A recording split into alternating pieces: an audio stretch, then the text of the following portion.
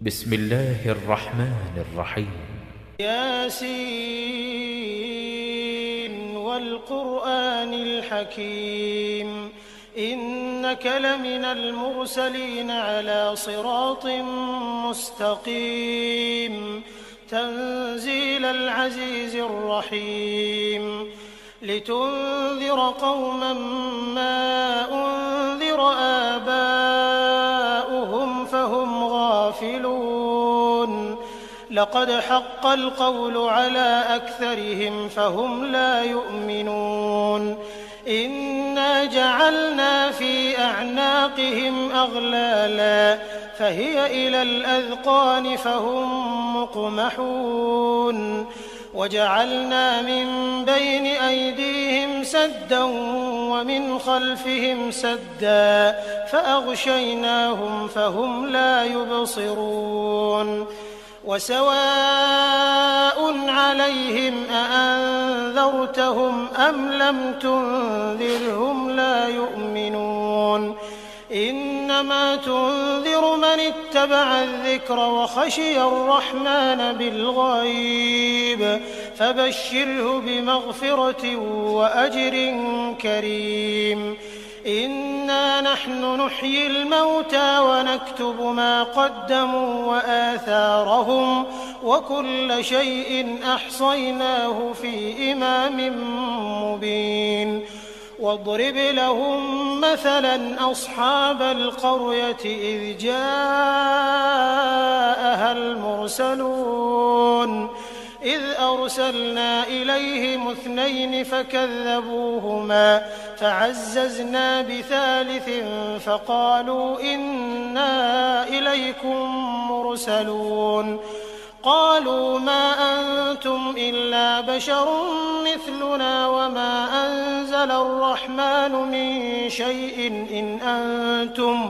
إن أنتم إلا تكذبون قالوا ربنا يعلم إنا إليكم لمرسلون وما علينا إلا البلاغ المبين قالوا إنا تطيرنا بكم لئن لم تنتهوا لنرجمنكم وليمسنكم منا عذاب أليم قالوا طائركم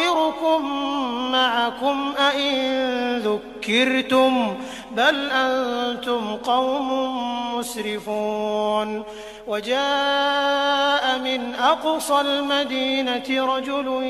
يسعى قال يا قوم اتبعوا المرسلين اتبعوا من لا يسألكم أجرا وهم مهتدون وما لي لا أعبد الذي فطرني وإليه ترجعون أأتخذ من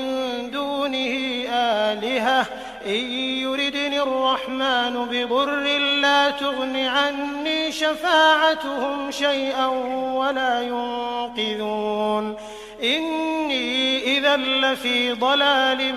مبين إني آمنت بربكم فاسمعون قيل ادخل الجنة قال يا ليت قومي يعلمون بما غفر لي ربي وجعلني من المكرمين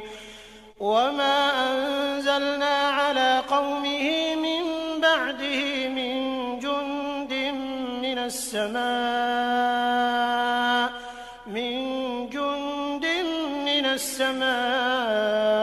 وما كنا منزلين إن كانت إلا صيحة واحدة فإذا هم خامدون يا حسرة على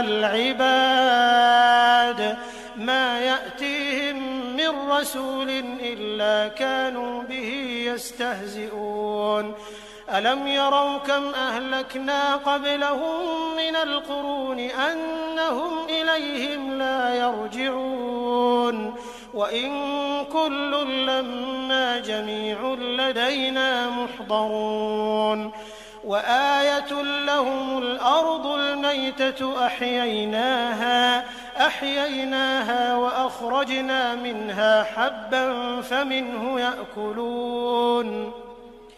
وجعلنا فيها جنات من نخيل وأعناب وفجرنا فيها من العيون ليأكلوا من ثمره وما عملته أيديهم أفلا يشكرون سبحان الذي خلق الأزواج كلها مما تنبت الأرض ومن أنفسهم ومما لا يعلمون وآية لهم الليل نسلخ منه النهار فإذا هم مظلمون والشمس تجري لمستقر لها ذلك تقدير العزيز العليم والقمر قدرناه منازل حتى عاد كالعرجون القديم لا الشمس ينبغي لها أن تدرك القمر ولا الليل سابق النهار وكل في فلك يسبحون وآية لهم أنا حملنا ذريتهم في الفلك المشحون وخلقنا لهم من مثله ما يركبون وإن نشأ نغرقهم فلا صريخ لهم ولا هم ينقذون إلا رحمة منا ومتاعا إلى حين وإذا قيل لهم اتقوا ما بين أيديكم وما خلفكم لعلكم ترحمون وما تأتيهم من آية من آيات ربهم إلا كانوا عنها معرضين وإذا قيل لهم أنفقوا مما رزقكم الله قال الذين كفروا للذين آمنوا أنطعم من لو يشاء الله أطعمه إن أنتم إلا في ضلال مبين ويقولون متى هذا الوعد إن كنتم صادقين ما ينظرون إلا صيحة واحدة تأخذهم وهم يخصمون فلا يستطيعون توصية ولا إلى أهلهم يرجعون ونفخ في الصور فإذا هم من الأجداث إلى ربهم ينسلون قالوا يا ويلنا من بعثنا من مرقدنا هذا ما وعد الرحمن وصدق المرسلون إن كانت إلا صيحة واحدة فإذا هم جميع لدينا محضرون فاليوم لا تظلم نفس شيئا ولا تجزون إلا ما كنتم تعملون إن أصحاب الجنة اليوم في شغل فاكهون هم وأزواجهم في ظلال على الأرائك متكئون لهم فيها فاكهة ولهم ما يدعون سلام قولا من رب رحيم وامتازوا اليوم أيها المجرمون ألم أعهد إليكم يا بني آدم ألا تعبدوا الشيطان إنه لكم عدو مبين وأن اعبدوني هذا صراط مستقيم ولقد أضل منكم جبلا كثيرا أفلم تكونوا تعقلون هذه جهنم التي كنتم توعدون اصلوها اليوم بما كنتم تكفرون اليوم نختم على أفواههم وتكلمنا أيديهم وتشهد أرجلهم بما كانوا يكسبون ولو نشاء لطمسنا على أعينهم فاستبقوا الصراط فأنى يبصرون ولو نشاء لمسخناهم على مكانتهم فما استطاعوا مضيا ولا يرجعون ومن نعمره ننكسه في الخلق أفلا يعقلون وما علمناه الشعر وما ينبغي له إن هو إلا ذكر وقرآن مبين لينذر من كان حيا ويحق القول على الكافرين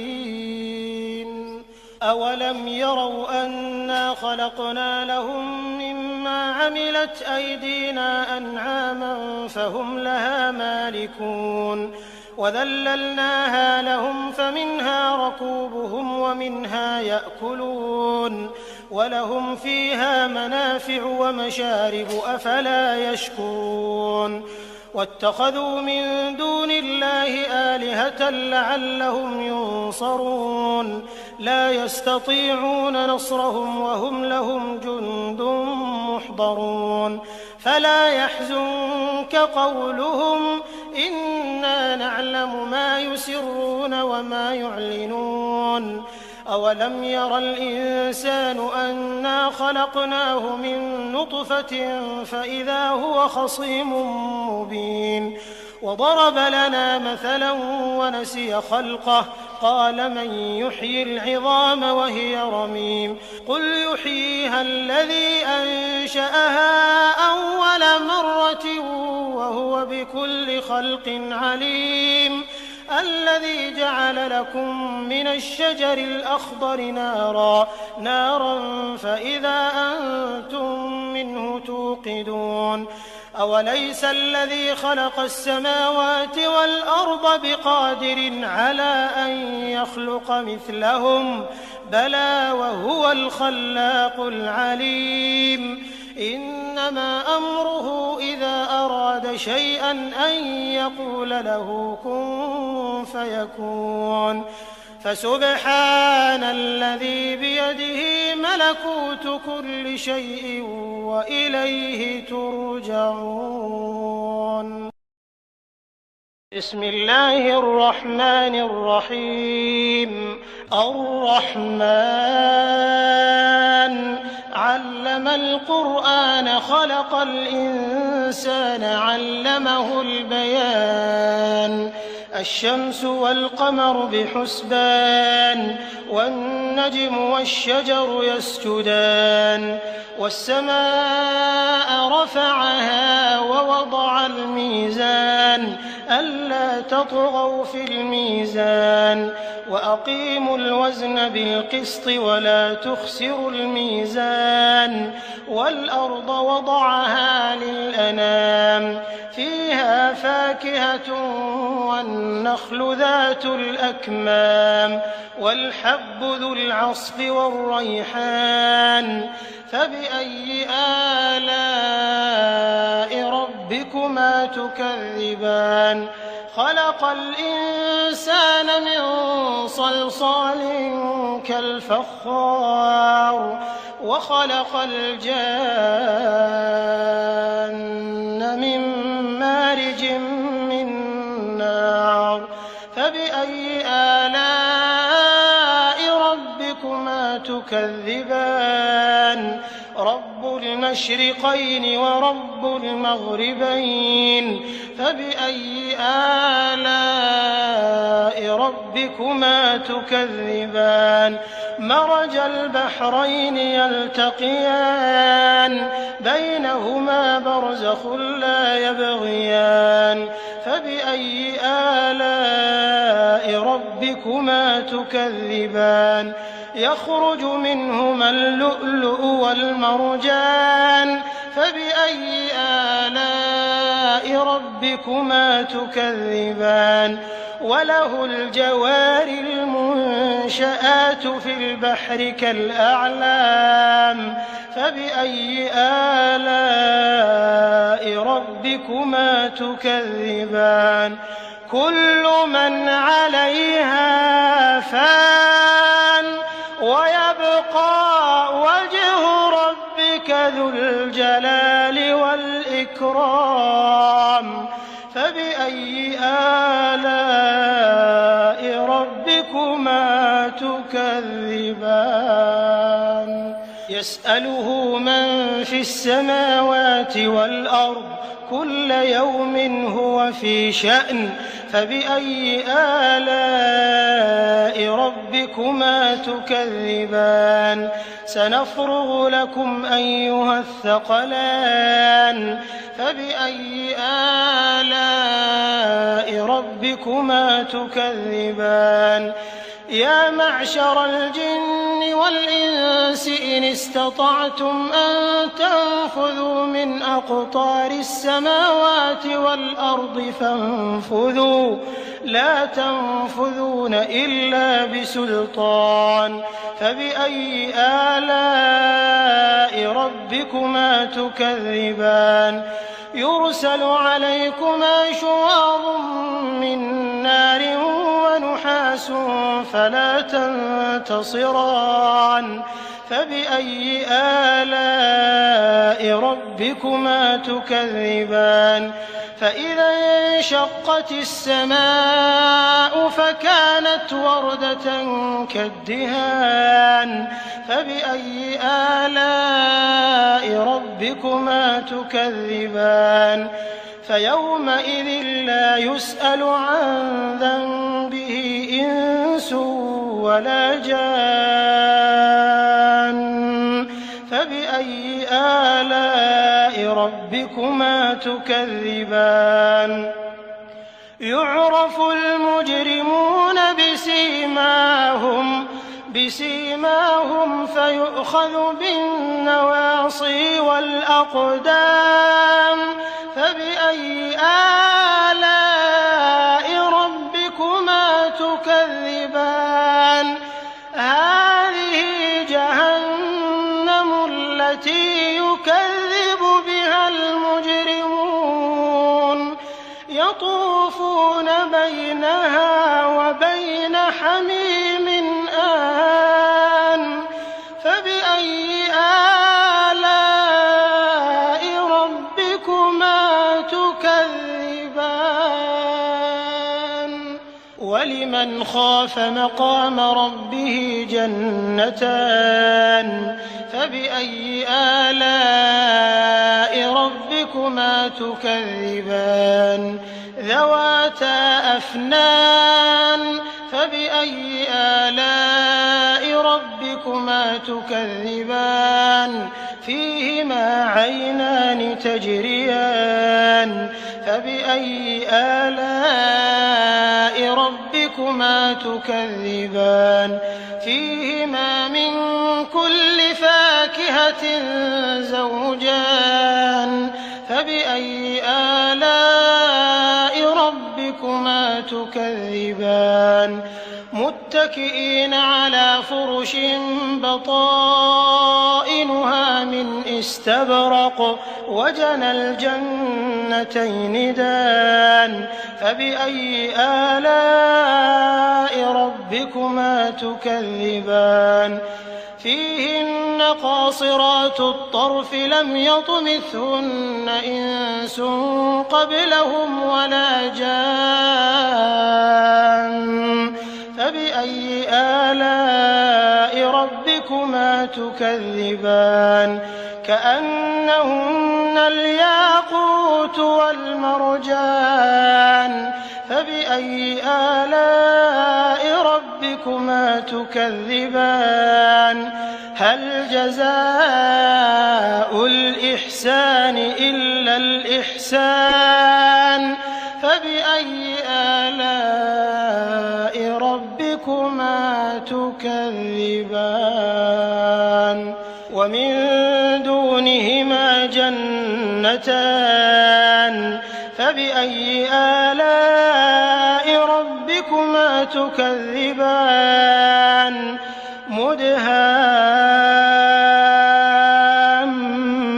مدهامتان فبأي آلاء ربكما تكذبان فيهما عينان نضاختان فبأي آلاء ربكما ربكما تكذبان فيهما فاكهة ونخل ورمان فبأي آلاء ربكما تكذبان فيهن خيرات حسان فبأي آلاء ربكما تكذبان حور مقصورات في الخيام فبأي آلاء ربكما تكذبان لم يطمثهن إنس قبلهم ولا جان فبأي آلاء ربكما تكذبان متكئين على رفرف خضر وعبقري حسان فبأي آلاء ربكما تكذبان تبارك اسم ربك ذي الجلال والإكرام. بسم الله الرحمن الرحيم. ياسين والقرآن الحكيم إنك لمن المرسلين على صراط مستقيم تنزيل العزيز الرحيم لتنذر قوما ما أنذر آباؤهم فهم غافلون لقد حق القول على أكثرهم فهم لا يؤمنون إنا جعلنا في أعناقهم أغلالا فهي إلى الأذقان فهم مقمحون وجعلنا من بين أيديهم سدا ومن خلفهم سدا فأغشيناهم فهم لا يبصرون وسواء عليهم أأنذرتهم أم لم تنذرهم لا يؤمنون إنما تنذر من اتبع الذكر وخشي الرحمن بالغيب فبشره بمغفرة وأجر كريم إنا نحن نحيي الموتى ونكتب ما قدموا وآثارهم وكل شيء أحصيناه في إمام مبين واضرب لهم مثلا أصحاب القرية إذ جاءها المرسلون إذ أرسلنا إليهم 2 فكذبوهما فعززنا بثالث فقالوا إنا إليكم مرسلون قالوا ما أنتم إلا بشر مثلنا وما أنزل الرحمن من شيء إن أنتم إلا تكذبون قالوا ربنا يعلم إنا إليكم لمرسلون وما علينا إلا البلاغ المبين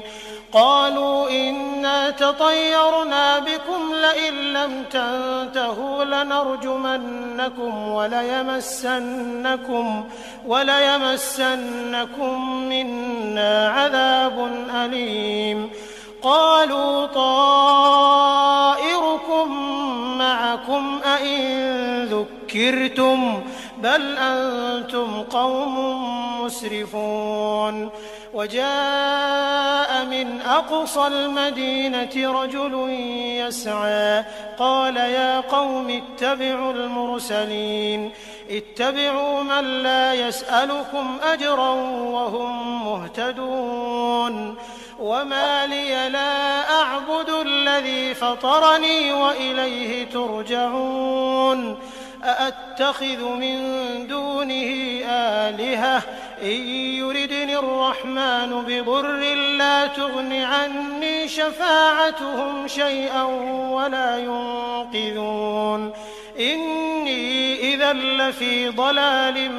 مبين إني آمنت بربكم فاسمعون قيل ادخل الجنة قال يا ليت قومي يعلمون بما غفر لي ربي وجعلني من المكرمين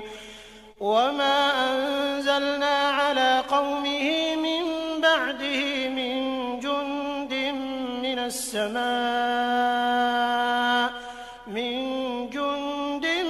السماء وما كنا منزلين إن كانت إلا صيحة واحدة فإذا هم خامدون يا حسرة على العباد ما يأتيهم من رسول إلا كانوا به يستهزئون ألم يروا كم أهلكنا قبلهم من القرون أنهم إليهم لا يرجعون وإن كل لما جميع لدينا محضرون وآية لهم الأرض الميتة أحييناها وأخرجنا منها حبا فمنه يأكلون وجعلنا فيها جنات من نخيل وأعناب وفجرنا فيها من العيون ليأكلوا من ثمره وما عملته أيديهم أفلا يشكرون سبحان الذي خلق الأزواج كلها مما تنبت الأرض ومن أنفسهم ومما لا يعلمون وآية لهم الليل نسلخ منه النهار فإذا هم مظلمون والشمس تجري لمستقر لها ذلك تقدير العزيز العليم والقمر قدرناه منازل حتى عاد كالعرجون القديم لا الشمس ينبغي لها أن تدرك القمر ولا الليل سابق النهار وكل في فلك يسبحون وآية لهم أنا حملنا ذريتهم في الفلك المشحون وخلقنا لهم من مثله ما يركبون وإن نشأ نغرقهم فلا صريخ لهم ولا هم ينقذون إلا رحمة منا ومتاعا إلى حين وإذا قيل لهم اتقوا ما بين أيديكم وما خلفكم لعلكم ترحمون وما تأتيهم من آية من آيات ربهم إلا كانوا عنها معرضين وإذا قيل لهم أنفقوا مما رزقكم الله قال الذين كفروا للذين آمنوا أنطعم من لو يشاء الله أطعمه إن أنتم إلا في ضلال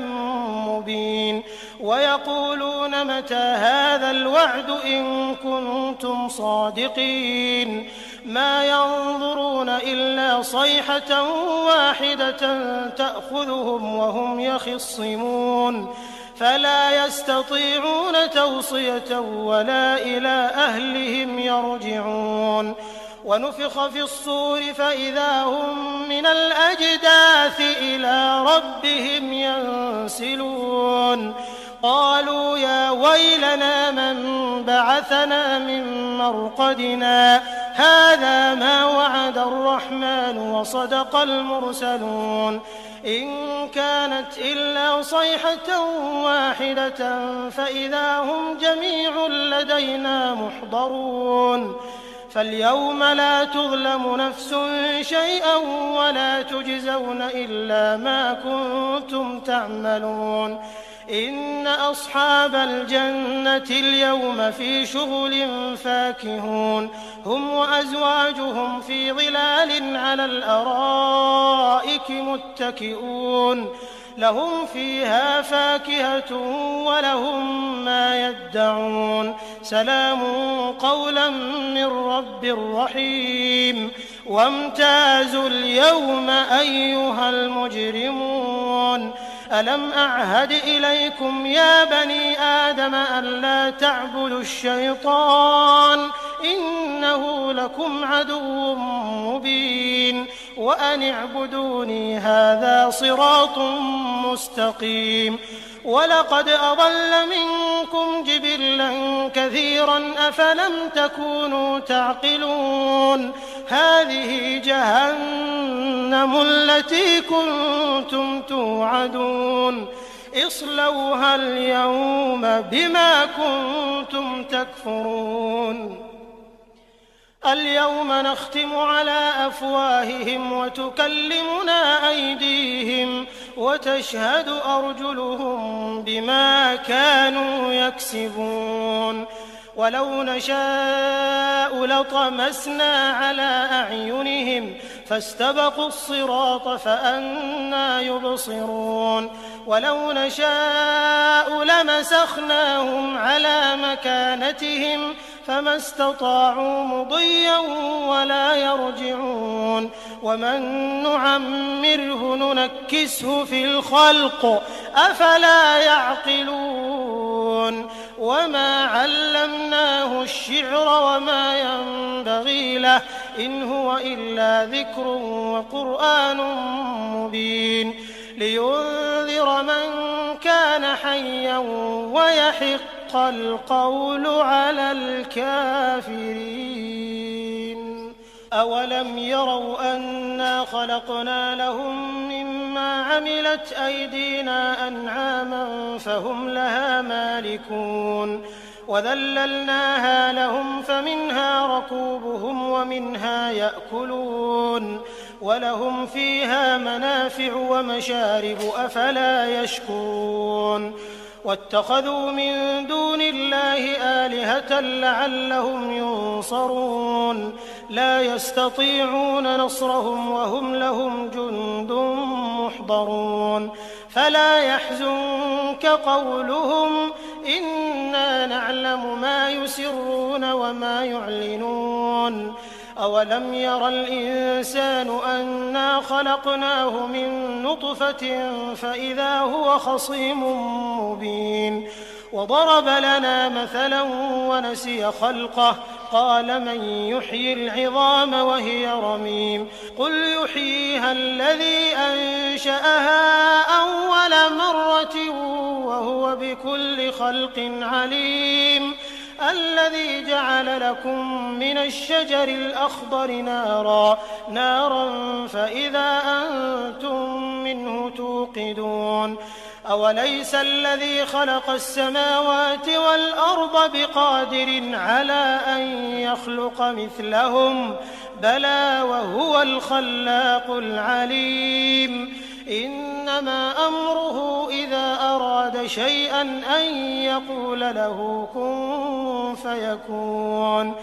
فسبحان الذي بيده ملكوت كل شيء وإليه ترجعون